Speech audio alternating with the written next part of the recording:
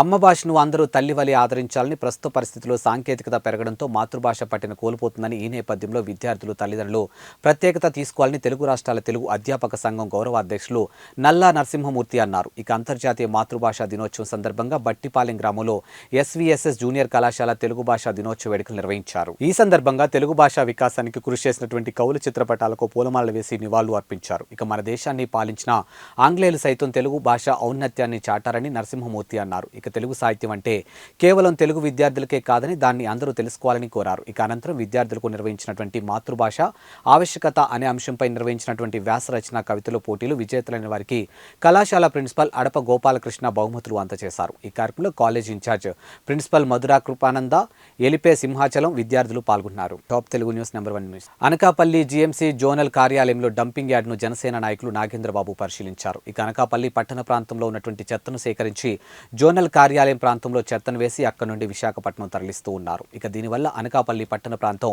అనేక సమస్యలు ఎదుర్కొంటున్నారు. ఇక దీన్ని పరిశీలించినటువంటి జనసేన నేత నాగబాబు పట్టణ ప్రాంతంలోని చెత్తను డంప్ చేయడం వల్ల ప్రజలు అనేక రోగాలు గురవుతున్నారని చెప్పారు. వైసీపీ ప్రభుత్వం మట్టిని దోచుకున్న చోట చెత్తను మట్టిగా మార్చి అక్కడ గోతులు పూడిస్తే రైతులకు ఇక్కడ ప్రజలకు ఉపయోగపడుతుందని అన్నారు. దీనికి శాశ్వత పరిష్కారం వైసీపీ అధికార పార్టీ నాయకులే అధికారులే కృషి చేయాలని డిమాండ్ చేశారు. ఈరోజు ఫిబ్రవరి 2వ తేదీ అంతర్జాతీయ మాతృభాష దినోత్సవం. మరి మాతృభాష అంటే మనకు అందరికీ తెలుసు తల్లి భాష. తల్లిని ఏ విధంగా ప్రేమిస్తామో తెలుగు భాషను కూడా ఆ విధంగా ప్రేమించాలి. తల్లి మనకి ఎటువంటిదో ఈ తెలుగు భాష కూడా అటువంటిదే. మరి రాజరాజ నరేంద్రుడు పాలించిన కాలంలో 11వ శతాబ్దంలో ఆదికవి నన్నయ్య ఆంధ్ర మహాభారతం రాయడం జరిగింది, అనువాదం చేయడం జరిగింది. ఆ రోజు నుంచి మరి నేటి వరకు తెలుగు సాహిత్యం అనేక ప్రక్రియలో అనేక కావ్యాలు అనేక ప్రక్రియలో అభివృద్ధి చెందింది.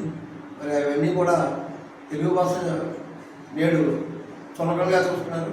ఆ విధంగా చూడకుండా తెలుగు భాష మీద బాధ్యతగా అందరూ తెలుగుని పరిరక్షించుకోవాల్సిన బాధ్యత ఎంతైనా ఉంది.